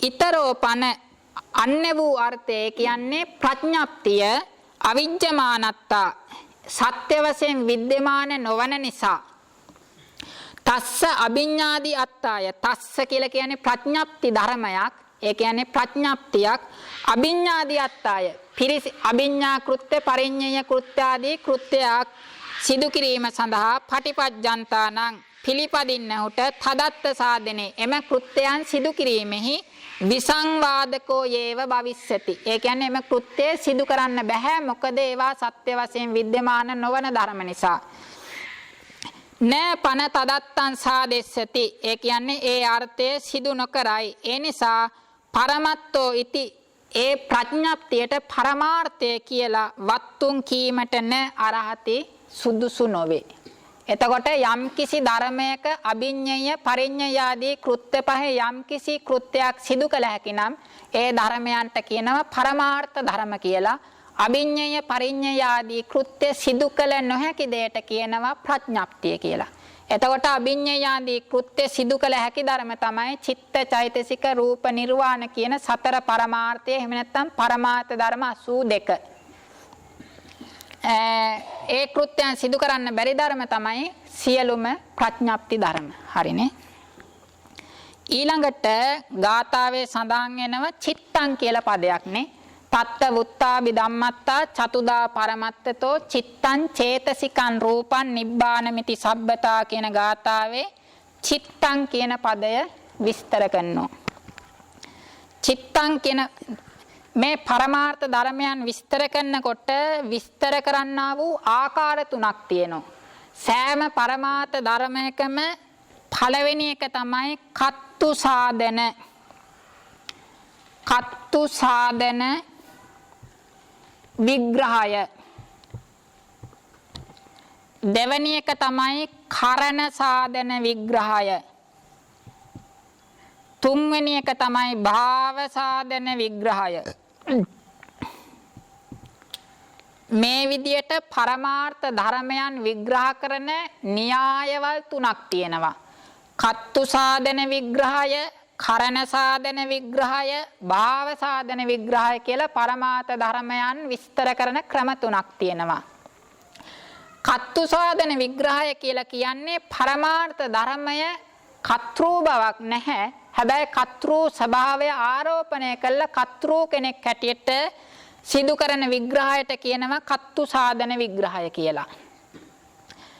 කරණ සාධන විග්‍රහය කියලා කියන්නේ පරමාර්ථ ධර්මය ක්‍රියාව කිරීමට උපකාරක වන දෙයක් කරණයක් ලෙස සලකාගෙන සිදු කරන විග්‍රහයට කියනවා කරණ සාධන විග්‍රහය කියලා. ඒවා පස්සේදී තේරෙනවා පරමාර්ථ ධර්ම විස්තර කරනකොට භාව සාධන විග්‍රහය කියලා කියන්නේ පරමාර්ථ ධර්මයම විස්තර කරන එකට කියනවා භාව සාධන විග්‍රහය කියලා.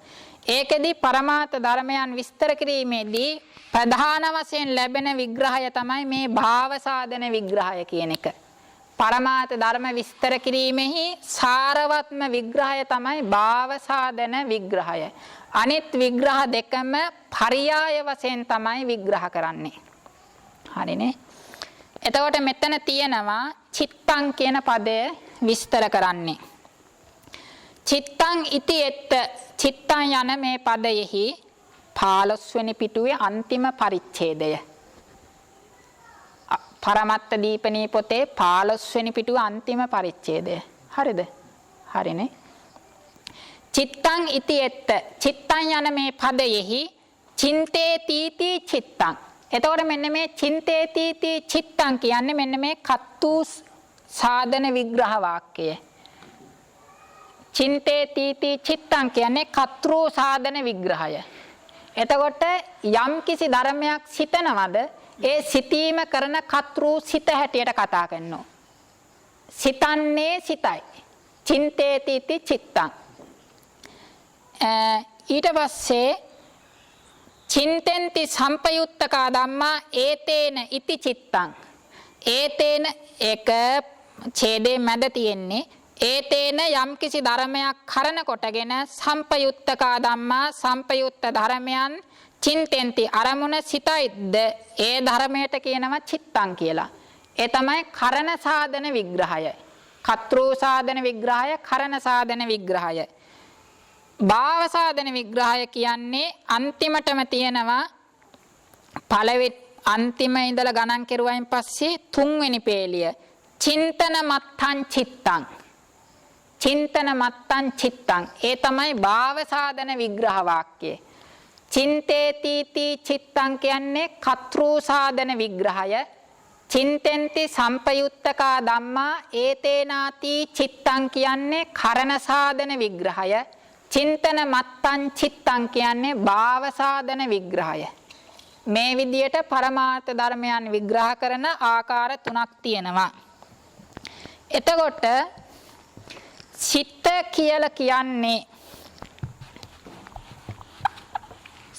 කියලා කියන්නේ අරමුණ පිළිබඳව දැනීමයි.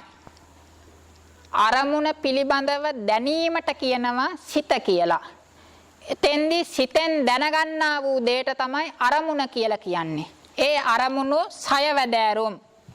රූපාරම්මන, සද්ධාරම්මන, ගන්ධාරම්මන, රසාරම්මන, පොට්ටබ්බාරම්මන, ධම්මාරම්මන කියලා ආරම්මණය සවදෑරුම් වෙනවා. රූපාරම්මන, සද්ධාරම්මන, ගන්ධාරම්මන, රසාරම්මන, පොට්ටබ්බාරම්මන, ධම්මාරම්මන කියලා අරමුණු 6 ආකාර වෙනවා. එතෙන්දි රූපාරම්මන කියලා කියන්නේ වර්ණ රූපයයි. රූපාරම්මණය කියලා කියන්නේ පරමාර්ථ වශයෙන් වර්ණ රූපයට. සද්ධාරම්මන කියලා කියන්නේ පරමාර්ථ වශයෙන් ශබ්ද රූපයට. සමහරුන්ගේ අදහසක් තියෙනවා අතීත රූපය ධම්මාරම්මන කියලා. නමුත් එහෙම නෙවෙයි. වර්ණ රූපය නම් අතීත වේවා, අනාගත වේවා, වර්තමාන වේවා, ආධ්‍යාත්මික වේවා, බාහිර වේවා, මොනලෝකෙ තිබුණා වේවා රූපාරම්මණයමයි. වර්ණ රූපය අරමුණු වශයෙන් රූපාරම්මණයමයි. ශබ්ද රූපය අරමුණු වශයෙන් බෙදෙනකොට සද්ධාරම්මණයයි. ගන්ධ රූපය අරමුණු වශයෙන් බෙදෙනකොට ගන්ධාරම්මණයයි. ගන්ධාරම්මණය කියලා කියන්නේ පරමාර්ථ වශයෙන් ගන්ධ රූපය. රසාරම්මන කියලා කියන්නේ පරමාර්ථ වශයෙන් රස රූපය. ඒවා අපි ඉදිරියට ඉගෙන ගන්නවා. පොට්ටබ්බාරම්මන කියලා කියන්නේ පඨවි, තේජෝ, වායෝ කියලා කියන භූත රූප 3ට. පඨවි, තේජෝ, වායෝ කියන භූත රූප 3ට තමයි පොට්ටබ්බාරම්මනය කියලා කියන්නේ. ධම්මාරම්මන කියලා කියන්නේ ධම්මාරම්මනම් පන ප්‍රසාද සුකුම රූප චිත්ත චේතසික පඤ්ඤත්ති වශයෙන් ඡදා සංගයති. ධම්මාරම්මණය ප්‍රසාද රූප 5යි. චිත්ත සිත් 89යි. චේතසික චෛතසික 52යි. සුකුම රූප කියලා 16ක් අපි ඉගෙන ගන්නවා පස්සේදී. සුකුම රූප ප්‍රසාද චිත්ත චේතසික සුකුම රූප නිබ්බාන නිර්වාණය පඤ්ඤත්ති වශයෙන් ඡදා සංගයහති. එතකොට මෙන්න මේ ධර්ම සමූහය ධම්මාරම්මනයි. ප්‍රසාද රූප 5. ඒ කියන්නේ චක්කු ප්‍රසාදය, සෝත ප්‍රසාදය, ගාන ප්‍රසාදය, જીවහා ප්‍රසාදය, කාය ප්‍රසාදය කියන ප්‍රසාද රූප 5 අරමුණු වශයෙන් ධම්මාරම්මන. සිත් 89ම සියලුම සිත් අරමුණු වශයෙන් ධම්මාරම්මන. චෛතසික සියලුම චෛතසික අරමුණු වශයෙන් ධම්මාරම්මන. සුකුම රූප 16. සුකුම රූප කියලා අපි ඉගෙන ගන්නවා ඉදිරියේදී. ඒ සුකුම රූප 16ත් අරමුණු වශයෙන් ධම්මාරම්මන. නිර්වාණය ප්‍රඥප්තිය. ප්‍රසාද රූප සිත් සියල්ල චෛතසික සියල්ල සුකුම රූප 16 නිර්වාණය ප්‍රඥප්තිය කියන ඒ ධර්ම සමූහය අරමුණු වශයෙන් ධම්මාරම්මන. එතකොට මෙන්න මේ 6ට තමයි ආරම්මන 6 කියලා කියන්නේ. රූපාරම්මණය කියලා කියන්නේ පරමාර්ථ වශයෙන් වර්ණ රූපය. සද්දාරම්මන කියලා කියන්නේ පරමාර්ථ වශයෙන් ශබ්ද රූපය. ගන්ධාරම්මන කියලා කියන්නේ පරමාර්ථ වශයෙන් ගන්ධ රූපය. රසාරම්මන කියලා කියන්නේ පරමාර්ථ වශයෙන් රස රූපය. පොට්ටබ්බාරම්මන කියලා කියන්නේ පරමාර්ථ වශයෙන් පඨවි තේජෝ වායෝ කියන භූත රූප තුන. ධම්මාරම්මන කියලා කියන්නේ ප්‍රසාද රූප 5යි, සිත් 89යි, චෛතසික 52යි, සුකුම රූප 16යි, නිර්වාණයයි ප්‍රඥප්තියයි කියන ධර්ම ටික ධම්මාරම්මන. එතකොට සිත කියලා කියන්නේ මෙන්න මේ කුමන අරමුණක් හෝ වේවා, පරමාර්ථ ධර්මයක් පිළිබඳව හෝ වේවා, ප්‍රඥප්තියක් පිළිබඳව හෝ වේවා, යම්කිසි අරමුණක් පිළිබඳව දැනීමක් හට ගන්නව නම් අන්න ඒ දැනීම කියන ක්‍රියාවට කියනවා චිත්ත පරමාර්ථය කියලා. ආරම්මණය පිළිබඳව ඇතිවන්නා වූ දැනීම කියන ක්‍රියාවට කියනවා චිත්ත පරමාර්ථය කියලා. එතකොට මේ සිත කියන එක හටගන්න වස්තු වශයෙන් ගත්තොත් සිත හටගන්නා වස්තු රූප තියෙනවා 6ක්. මේ සිත කියන එක පංචවෝකාර භවයේ නම් අනිවාර්යෙන්ම වස්තු රූපයක් මිශ්‍රය කරගෙන තමයි හටගන්නේ. අරූපාවචර ලෝකයේ කියන එකම ලෝකයයි තියෙන්නේ වස්තු රූපයකින් තොරව සිත හටගන්නා වූ තැනක්. ඒකෙදී චක්කු ප්‍රසාද රූපය, චක්කු වත්තු, සෝත වත්තු, ගාන වත්තු, જીවහා වත්තු, කාය වත්තු, හදය වත්තු. මෙන්න මේ වස්තු රූප 6 ඇසුරු කරගෙන තමයි සිත කියන පරමාර්ථ ධර්මය පංචවෝකාර භවයේ හටගන්නේ. එතකොට චක්කු විඥාන සිත් දෙක හටගන්නේ චක්කු වස්තු ඇසුරු කරගෙන, සෝත විඥාන සිත් දෙක හටගන්නේ සෝත වස්තු ඇසුරු කරගෙන, ගාන විඥාන සිත් දෙක හටගන්නේ ගාන වස්තු ඇසුරු කරගෙන, જીවහා විඥාන සිත් දෙක හටගන්නේ જીවහා වස්තු ඇසුරු කරගෙන, කාය විඥාන සිත් දෙක හටගන්නේ කාය වස්තු ඇසුරු කරගෙන, ඉතිරි සිත් සියල්ලම හටගන්නේ හදය වස්තු ඇසුරු කරගෙන. එතකොට සිත කියන එක පංචවෝකාර භවයේහි මෙන්න මේ වස්තු රූප 6න් යම් කිසි වස්තුවක් ඇසුරු කරගෙන හටගන්නේ. සිත් දෙක කිව්වේ කුසල විපාක සිතයි අකුසල විපාක සිතයි. දැන් චක්කු විඥාන සිත ගත්තොත් කුසල විපාක චක්කු විඥානයේ එක සිතක්, අකුසල විපාක චක්කු විඥාන සිත තව සිතක්. සිත් දෙකක්. අහේතුක සිත් 18 තමයි තියෙන්නේ. එතකොට මේ විදියට සිත කියලා කියන්නේ අරමුණ පිළිබඳව දැනීම නම් වූ ක්‍රියාවයි. ඊට පස්සේ සිත කියන එක හැම වෙලාවෙම පංචවෝකාර භවයේ හට ගන්නකොට මේ වස්තු රූප 6න් යම් කිසි වස්තුවක් ඇසුරු කරගෙනම තමයි හටගන්නේ. ඒ බව තමයි ප ဋ ාණයේ දේශනා කරන්නේ. චක්ඛායතනං චක්කු විඥාන ධාතුයා තං සම්පයුත්තකානං ච ධම්මානං නිස්සය පච්චයේන පච්චයෝ. චක්කු ප්‍රසාද රූපේ චක්කු විඥාන ධාතුවට සහ සංපයුත්ත ධර්මයන්ට නිස්සය ප්‍රත්‍ය ශක්තියෙන් උපකාරක වේ. සෝතායතනං සෝත විඥාන ධාතුයා තං සංපයුත්ත කානංච ධම්මානං නිස්සේ පච්චේන පච්චයෝ ආදී වශයෙන් සියල්ල දේශනා කරනවා. ඊළඟට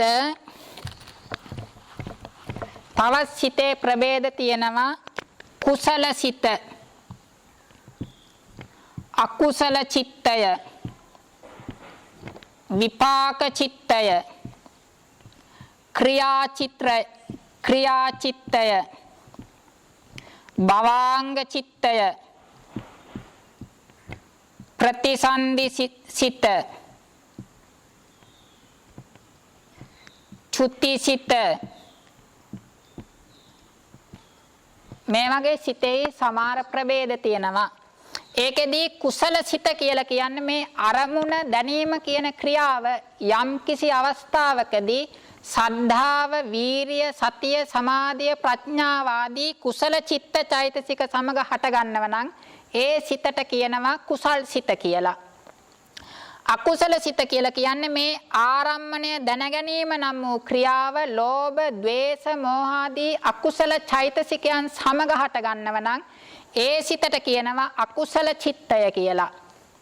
විපාක සිත කියලා කියන්නේ අප රැස් කරන ලද කුසල කර්ම අකුසල කර්මයන්ගේ ඵල වශයෙන් විපාක වශයෙන් හටගන්න සිත්වලට කියනවා විපාක සිත් කියලා.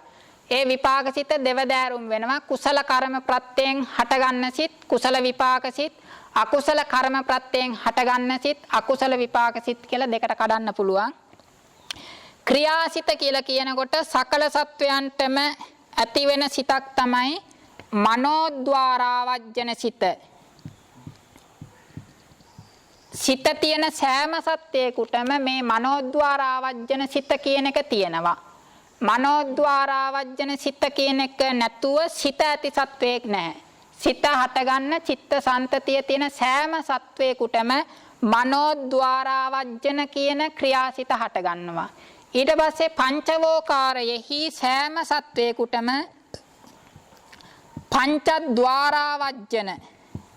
පංචද්වාරාවජ්ජන කියන ක්‍රියාසිත හටගන්නවා.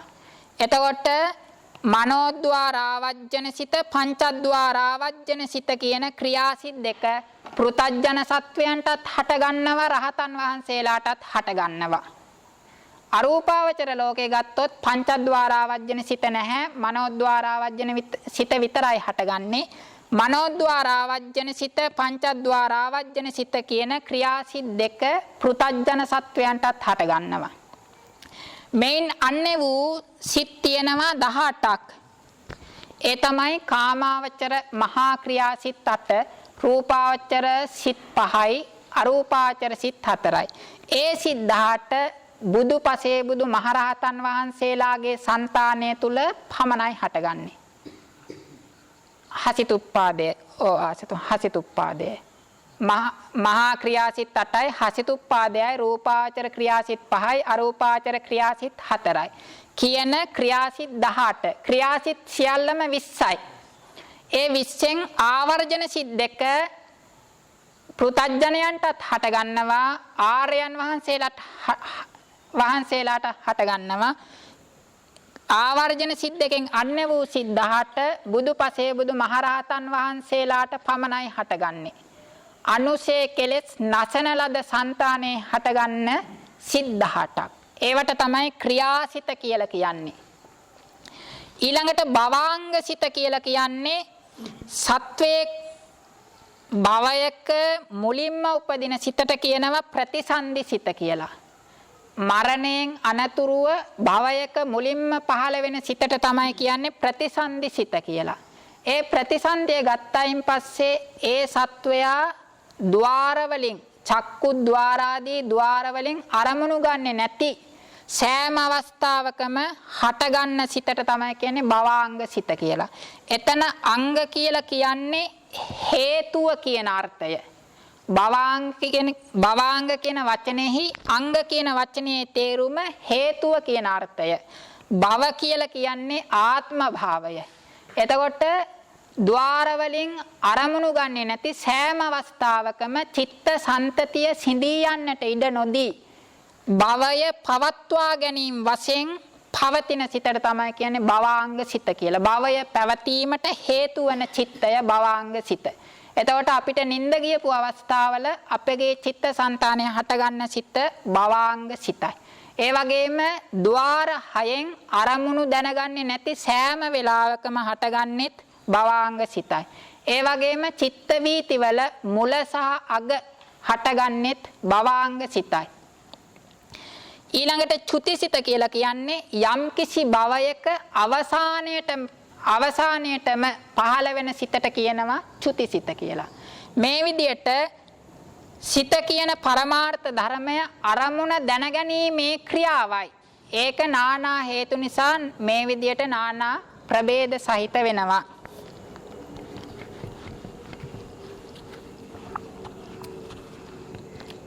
ඊට පස්සේ අධිපති ධර්ම හතරෙදී ඡන්දාධිපති, විරියාධිපති, චිත්තාධිපති, විමර්ශාධිපති කියන අධිපති කතාවේදී චිත්තාධිපති කියලා කියන්නේත් මේ සිතටමයි. චිත්තවතෝ කින්නාම කම්මන්න සිජ්ජති. මම මේ කෘත්‍යය සිදු කරන්නෙමි කියන ප්‍රබල අධිපතිභාවයට අධිපති තත්වයට දියුණු කරගත්ත සිතක් තියෙනම් ඔහුට කවරනම් කර්මයක් සිදු නොවේද? චිත්තවතෝ කින්නාම නසිජ්ජති. චිත්තාධිපතියෙන් යුක්ත කෙනාට ඔහු බලාපොරොත්තු වෙන ඕනම කෘත්‍යයක් අවසන් කර ගැනීමට තරම් ඒ සිත ප්‍රබල සිතක්. ඊළඟට අපි යමු නැවත පාළියට. චිත්තන්ති එත්ත චින්තේතිති චිත්තං. චිත්තං යන මේ පදයෙහි චින්තේතිති චිත්තං අරමුණ සිතන්නා වූ අර්ථයෙන් සිත කියලා කියනවා. එත්තච මෙහි චින්තන ක්‍රියානාම සිතීමේ ක්‍රියාවනම් සිතීම් ක්‍රියාවනම් නිච්ඡං නිරතුරුවම ආරම්මන අපේක්ඛා හෝති. ඒ කියන්නේ සිතීම කියන්නේ අරමුණ පිළිබඳව දැනීමනේ. ඒ නිසා නිතරම මේ සිතීම නම් වූ ක්‍රියාව අරමුණක් අපේක්ෂා කරනවා. අරමුණක් ඇතිකල්ලි තමයි සිතක් පහළ වෙන්නේ.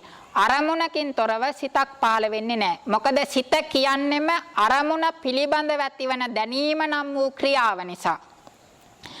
නහිසා ආරම්මනේන විනා ලබ්බති. සා ඒ සිතීම නම් වූ ක්‍රියාව ආරම්මනේන විනා අරමුණකින් තොරව නහි ලබ්බති විද්‍යමාන වෙන්නේ නැහැ. සිත කියන්නේම අරමුණ පිළිබඳව දැනීමයි. ඒ නිසා අරමුණකින් තොරව අරමුණක් පිළිබඳව දැනීමක් කියන එකක් විද්‍යමාන වෙන්නේ නැහැ. තස්මා ඒ නිසා ආරම්මනක් ගහන ඒ කියන්නේ අරමුණක් දැන ගැනීම ආරම්මන උපලද්දි යේව අරමුණක් ලැබීමම ඉද මෙහි චින්තනායිති දට්ඨබ්බා සිතීම කියන ක්‍රියාවයයි දත යුතුය. ඒ කියන්නේ අපි දැන් මෙහෙම ඉන්නකොට යම් කිසි දෙයක් මෙනෙහි වෙනවා. ඒ මෙනෙහි වෙනවා කියන්නේම සිතක පහළවීමක්. අපි දැන් S2 පියාගෙන ඉඳලා S2 අරිනවා. S2 අරිනකොට පෙනීමක් හට ගන්නවා. ඒ පෙනීම කියන්නේම සිතක පහළවීමක්. ඇසීම කියන්නේම සිතක පහළවීමක්. ගඳ දැනීමක් දැනෙනවා නම් ඒ ගඳ දැනීම කියන්නේම ගාහන විඥානයේ පහළවීම. රස දැනීම කියන්නේම සිතක පහළවීමක්. කයේ ස්පර්ශය දැනීම කියන්නේම කාය විඥාන සිතේ පහළවීමක්. ඒ විදියෙන් ආරම්මනක් ගහන ආරම්මන උපලද්දීව ඉද චින්තනාති දට්ඨබ්බා අරමුණක් ගැනීම අරමුණ පිළිබඳව දැනීමම තමයි සිත කියලා කියන්නේ.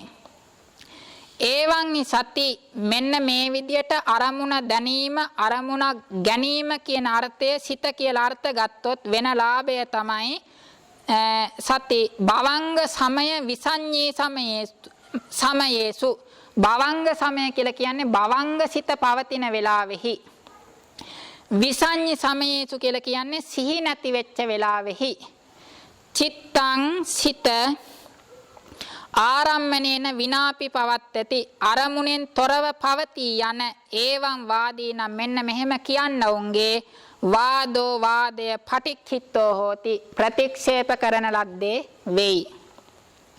සන්තේ සුපි නිස්සය සමනන්තරාදීසු තස්ස පච්චයේසු ඒ කියන්නේ මේ සිත කියන එක හටගන්නේ හැම වෙලාවෙම චිත්ත පරම්පරාවක අගින්. සිත වස්තු රූපේ නිස්සය කරගෙන හටගත්තට සිත කියන එක හැම වෙලාවෙම හටගන්නේ පෙර ඉඳලා පැවතගෙන එන චිත්ත පරම්පරාවක අගින් පහළ වෙන ක්‍රියාවක් හැටියට තේරුම් ගන්නට ඕන. ඒ නිසා යම්කිසි සිතක් පහළ වීමට ඊට කලින් තියෙන සිතෙහි අනන්තර සමනන්තර ආදී ප්‍රත්‍ය ශක්තිය තිබිය යුතුයි. මෙන්න මේ කතාව නිසා තමයි ශාසනයෙහි අභිනව සත්වයෙකුගේ පහළවීමක් පිළිගන්නේ නැත්තේ. මොකද සිතකට පහළ වෙන්න හැකියාවක් නැහැ పూర్වයේ තියෙන සිතක උපකාරය නැතුව. සෑම සිතකම පහළ වෙන්නේ పూర్ව චිත්තයේ අනන්තර සමනන්තර ආදී ප්‍රත්‍ය ශක්ති ලැබගෙන. එතකොට නිස්සය සමනන්තර ආදී එහි ප්‍රත්‍යයන්ගෙන් තේහි ඒ ප්‍රත්‍යයන් අතරින් තේහි කියලා කියන්නේ ඒ ප්‍රත්‍යයන්ගෙන් නාමං අලබිත්වා ඒ කියන්නේ නම නොලබ ආරම්මන පච්චේ වසේනේ වස්ස ආරම්මන ප්‍රත්‍යාගේ වශයෙන්ම අස්ස ඔහුට නාමං සිද්ධාන්ති දට්ටබ්බං නම සිද්ධයයි දත යුතුය. ඒ කියන්නේ අරමුණ දැනීමම සිතයි. එතකොට ඊළඟට තියෙන්නේ කරණ සාධන විග්‍රහ වාක්‍යය. චින්තෙන්ති සම්පයුත්ත ධම්මා ඒතේන ඉති චිත්තං. ඒතේන මෙම ධර්මය කරණ කොටගෙන සම්පයුත්තකා ධම්මා සම්පයුත්ත පස්ස වේදනාදී සම්පයුත්ත ධර්මයෝ චින්තෙන්ති සිතති අරමුණ දැනගනිති කියන අර්ථයෙන් චිත්තං සිත කියලා කියනවා. ඒ කියන්නේ සිත නිසා තමයි ඒ සමග හටගන්න චෛතසික ධර්මත් අරමුණ දැනගැනීම කියන කෘත්‍යෙහි යෙදෙන්නේ. ඒ නිසා කරණ සාධන විග්‍රහය. තංහි එය ආරම්මනක් ගහන කිච්චේ අරමුණ දැනගැනීම කියන කෘත්‍යෙහි පුබ්බංගම භූතං පූර්වාංගම වෙන නිසා තන් සම්පයුත්ත ධම්මාපි සිත සමග යෙදුනා වූ චෛතසික ධර්මයෝද ආරම්මණං ගන්නන්තා අරමුණ ගනුයේ තස්ස වශයෙන්ව චිත්තයාගේ වශයෙන්ම ගන්හන්ති ගනිති. එතකොට මනෝ පුබ්බංගමා ධම්මා කියන දේශනාවට අනුව අරමුණ දැනගැනීම කියන කෘත්‍යෙහි ප්‍රධානත්වය උසුලන්නේ චිත්ත පරමාර්ථ ධර්මය. චෛතසික ධර්මයන් චිත්තයාගේ වශයෙන් තමයි හටගන්නේ. චින්තන මත්තං වා චිත්තං කියන්නේ භාව සාධන විග්‍රහය. එතකොට පරමාර්ථ ධර්මයන්ගේ ඍජුම විග්‍රහය මෙන්න මේ චින්තන මත්තං චිත්තං කියන විග්‍රහය. අනිත් කතෘ සාධන විග්‍රහය සහ කරණ සාධන විග්‍රහය කරන්නේ පරියාය වශයෙන්. එතකොට චින්තන මත්තං චිත්තං ආරම්මණය දැනීම නම් වූ ක්‍රියාවම සිතයි. ආරම්මණය දැනීම නම් වූ ක්‍රියාව සහ සිත කියන එක මේ දෙකක් නෙවෙයි. අරමුණ දැනීම නම් වූ ක්‍රියාවම සිතයි. චින්තන මත්තං චිත්තං සිතීම් මාත්‍රයම සිතයි. මෙන්න මේ භාව සාධන විග්‍රහය තමයි පරමාර්ථ ධර්මයන්ගේ ඍජුම විග්‍රහය වෙන්නේ. ප්‍රධානම විග්‍රහය වෙන්නේ. සබ්බේ පිහි ධම්මා තන්තං ක්‍රියාමත්තාව හොಂತಿ. සබ්බේ පිහි ධම්මා සියලුම පරමාර්ථ ධර්මයෝ නිර්වාණය හැර සියලුම පරමාර්ථ ධර්මයෝ නිර්වාණය හැර තන්තං ක්‍රියාමත්තාව හොಂತಿ. ඒ ක්‍රියා මාත්‍රයෝම වෙති. චිත්ත චෛතසික රූප කියන පරමාර්ථ ධර්මයන් ක්‍රියා සමූහයක් වශයෙන් තේරුම් ගත යුතුයි. න තේසු දබ්බං වා සන්ඨානං වා විග්ගහෝ වා උපලබ්බති. තේසු ඒ පරමාර්ථ ධර්මයන්හි දබ්බං වා ද්‍රව්‍යයක් හෝ සන්ඨානං වා සටහනක් හෝ විග්ගහෝ වා විග්ගහ කියලා කියන්නේ ශරීරයක් හෝ න උපලබ්බති නොලබේ. ඒ කියන්නේ පරමාර්ථ ධර්මයන්හි ද්‍රව්‍යයක් හෝ සටහනක් හෝ ශරීරයක් හෝ නැහැ. හුදු ක්‍රියා රාශියක්මයි. ඒ වගේම පච්චයා යත්ත වුත්තිනෝ හොಂತಿ. චිත්ත චෛතසික රූප කියන සියලුම පරමාර්ථ ධර්මයන් ප්‍රත්‍ය නිස්සය කරගෙනමයි හටගන්නේ. පච්චයා යත්ත වුත්තිනෝ හොಂತಿ කියන්නේ ඒකයි. චිත්ත චෛතසික රූප කියන පරමාර්ථ ධර්ම නිර්වාණය හැර ඉතිරි පරමාර්ථ ධර්ම සියල්ලම ප්‍රත්‍ය නිසා ප්‍රත්‍ය ධර්මයන් නිස්සය කරගෙන හටගන්නේ. නතේ අත්තනෝ ථාමේනවා බලේනවා වසේනවා සත්‍යාවා uppajjitumpi sakkонti තේ ඒ පරමාර්ථ ධර්මයෝ අත්තනෝ තමන්ගේ ථාමේනවා ථාම බලයෙන් හෝ බලේනවා බලයෙන් හෝ වසේනවා වසෙන් හෝ සත්‍යාවා ශක්තියෙන් uppajjitun ඉපදීමට න sakkонti ඒ කියන්නේ ප්‍රත්‍ය ශක්තිය ලබා ගන්නේ නැතුව තමන්ගේම ශක්තියෙන් ඉපදීමට හැකියාවක් පරමාර්ථ ධර්මයන්හි නැත්තේය. භගේව චින්තේතුන්වා පුසේතුන්වා එතකොට ප්‍රත්‍යයන්ගේ ශක්තිය නැතුව අරමුණ දැනීම නම් වූ සිතීම නම් වූ ක්‍රියාව එහෙම නැත්නම් අරමුණ ස්පර්ශ කිරීම ආදී ක්‍රියාවක් කරන්න බෑ. ඊළඟට පරමාර්ථ ධර්මයන්ගේ තවත් ලක්ෂණයක් තමයි කනමත්තඨායිනෝ හොಂತಿ මේ පරමාර්ථ ධර්මයන් උපාද ඨිති භංග කියන මේ ශන මාත්‍රයයි පවතින්නේ. කනමත්තඨායිනෝ හොಂತಿ බොහෝ දීර්ඝ කාලයක් පවතින්නේ හට ගන්නවා පවතිනවා බිඳිලා යනවා. ඒ වගේම අනතුරුව නැවත හට ගන්නවා පවතිනවා බිඳිලා යනවා. බොහෝම ස්වල්ප කාලයයි පවතින්නේ. ඒ නිසා චිත්ත චෛතසික රූප කියන පරමාර්ථ ධර්මයන් ශන මාත්‍රයක් පවතින ධර්මයෝ කනමත්තඨායිනෝ හොಂತಿ. ඒ වගේම ඊළඟට වැදගත් කරුණක් කියනවා කදාචි කිසිම කලෙක කස්සචි කිසිම කෙනෙකුගේ වසේ වසඟයෙහි කිසිම කලෙක කිසිම කෙනෙකුගේ වසඟයෙහි වත්තිතුන් පැවතීමට න sakkонti නොහැකි වෙති. මේ පරමාර්ථ ධර්මයන් කිසිදු කලෙක කිසිම පුද්ගලයෙකුගේ වසඟයෙහි පවතින්නේ නැහැ. ප්‍රත්‍ය නිසා හටගෙන බිඳිලා යනවා. යංකින්චි සමුදය ධම්මං සබ්බන්තං නිරෝධ ධම්මං හටගන්නා වූ ධර්මයන් බිඳිලා යනවා. තස්මා ඒ නිසා තේසු ඒ පරමාර්ථ ධර්මයන්හි ඉදන් දබ්බං මේ ද්‍රව්‍යය අයං සත්‍ති මේ ශක්තිය අයං ක්‍රියාති මේ ක්‍රියාවයයි ඒවම් මෙසේ විභාගෝ විභාගයක් න ලබ්බතිති නොලබේයයි දට්ඨබ්බං දත යුතුය.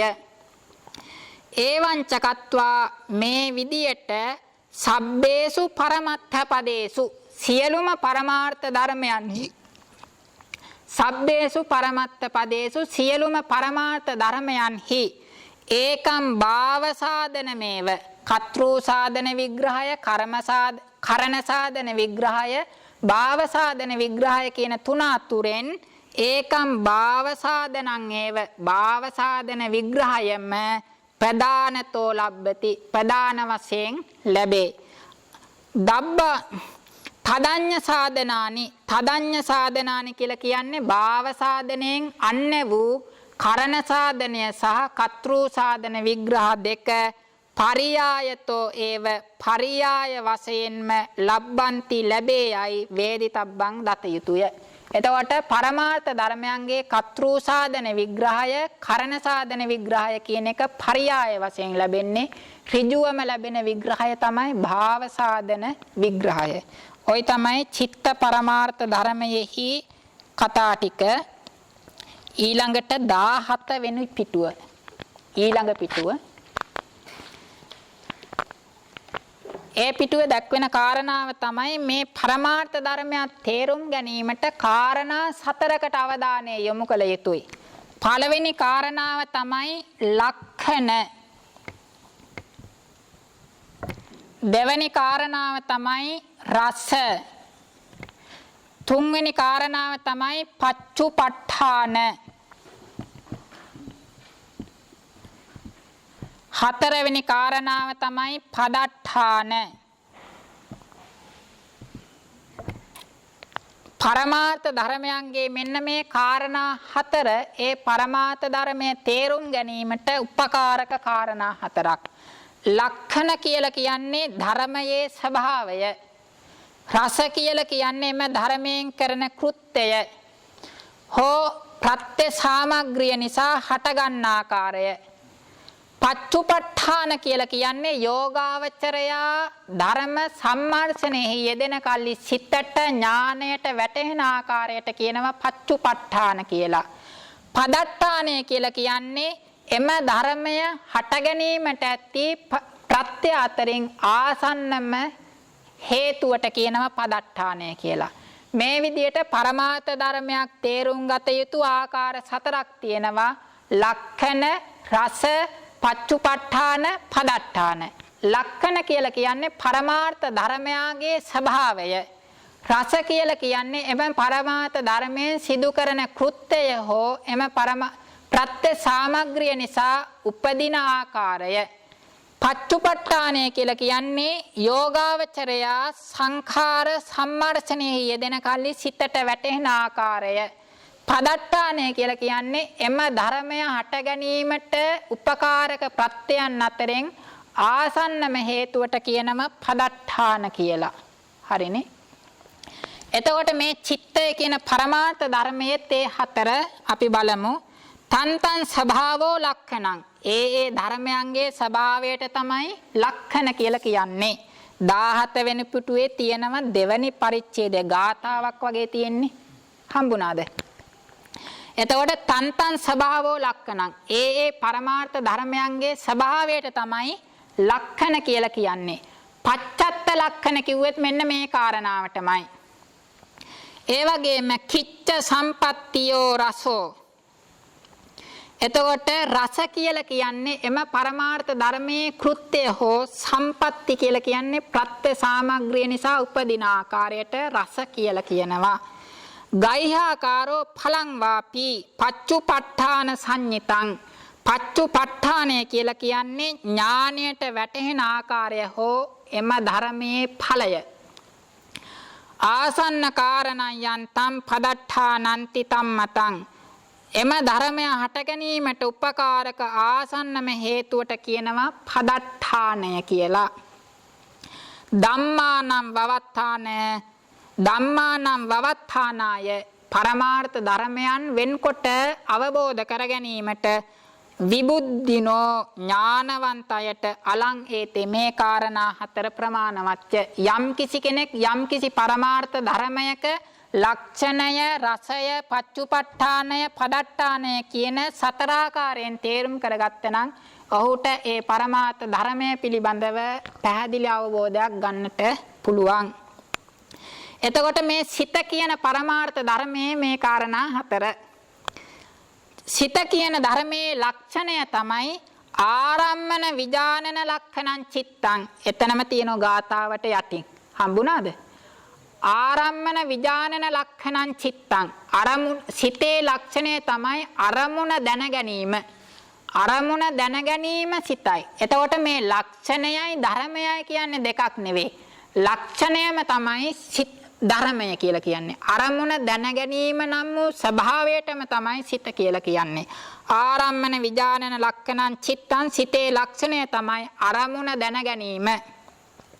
පුබ්බංගම රසං. සිතෙහි තියෙන රසය එහෙම නැත්නම් කෘත්‍ය තමයි අරමුණ දැන ගැනීම කියන ක්‍රියාවෙහි පූර්වාංගම වීම. පුබ්බංගම රසං. සන්දාන පච්චුපට්ඨානං.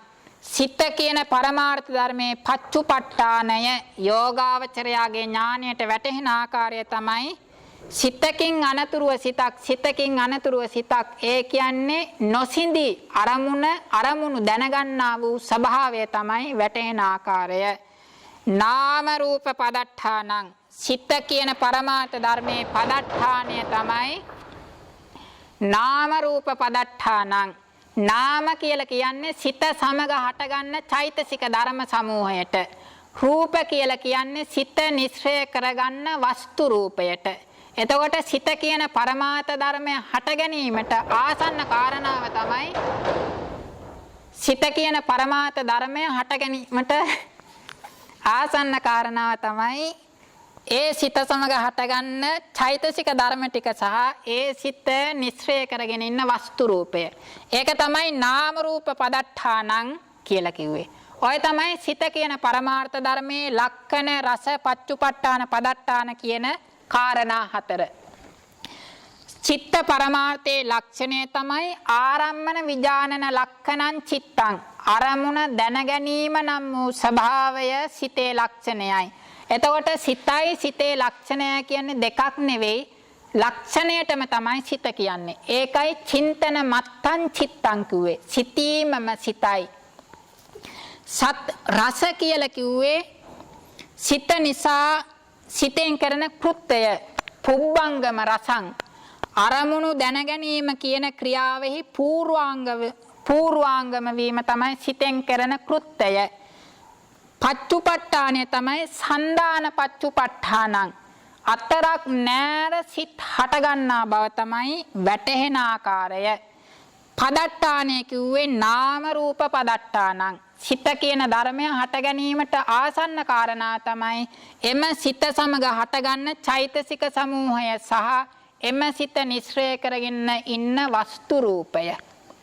චෛතසික ධර්මවලට තමයි නාම කිව්වේ, නිස්සය වස්තුවට තමයි රූප කිව්වේ. මෙන්න මේ කාරණා දෙක තමයි සිත කියන පරමාර්ථ ධර්මය හට ගැනීමට ඇති ආසන්නම කාරණාව.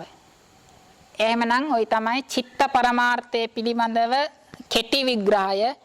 ඊට අමතර ඊට පස්සේ සිතේ නිर्देशය එනවා ওই උද්දේශ වශයෙන් සාමාන්‍ය. බුද්ධ ශාසනං චිරන් තිට්ඨතු බුද්ධ ශාසනං චිරන් තිට්ඨතු බුද්ධ ශාසනං චිරන් තිට්ඨතු සාදු සාදු සාදු